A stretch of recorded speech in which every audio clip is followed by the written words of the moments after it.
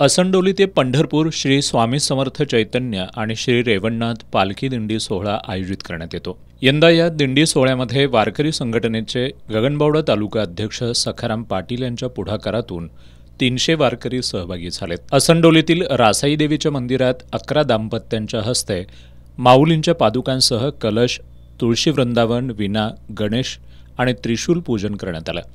त्यानंतर आरती करून विठ्ठल नामासह टाळ मृदंगाच्या गजरात या दिंडी सोहळ्याला सुरुवात झाली। 15 दिवसांचा पायी प्रवास करत ही दिंडी पंढरपुरात पोहोचणार आहे। भर पावसात ज्ञानोबा तुकारामाच्या गजरासह भजन म्हणत वारकरी मोठ्या आनंदानं या पायी दिंडी सोहळ्यात सहभागी झालेत। विट्यामधून निघणाऱ्या पायी दिंडी सोहळ्याला 66 वर्षांची परंपरा आहे।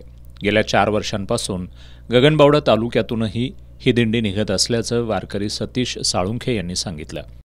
जसं असंडोलीकरांनी आम्हाला आजपर्यंत चांगला प्रशिक्षण दिलाय, आजूबाजूच्या बाकीच्या ग्रामस्थांनी चांगला प्रशिक्षण, पण यामध्ये अजून भर होऊन या पद्धतीनं माऊलींची आणि तुकाराम महाराजांची पालखी निघते, त्या पद्धतीनं त्याच मानाची त्याच पद्धतीने आपल्या इथून सगळे लोक निघून प्रतिसाद द्यावा आणि उदंडपणे त्याला त्यामध्ये हा जो मार्ग आहे त्या मार्गावरून अगदी कमी पालख्या निघतात। या मार्गावरून जर या अशा पद्धतीची लोक जमा झाली त्या भविष्यामध्ये माऊलींच्या पालखीसारखं प्रतिष्ठा वाढेल आणि यामध्ये असंडोली बरोबरच इतर गावांमधून या दिंडी सोहळ्याचं उत्साहानं स्वागत करण्यात येत आहे। या दिंडीमध्ये चोपदार विश्वास देसाई, विलास बहादुरे, प्रकाश देसाई, सतू पाटील, लक्ष्मण पाटील, संभाजी पाटील, कृष्णात देसाई, के.एन. पाटील, राम गुरव यांच्यासह कोदे, निवडे, देसाईवाडी या गावांबरोबरच तालुक्यातील इतर गावांमधील वारकरी सहभागी झालेत।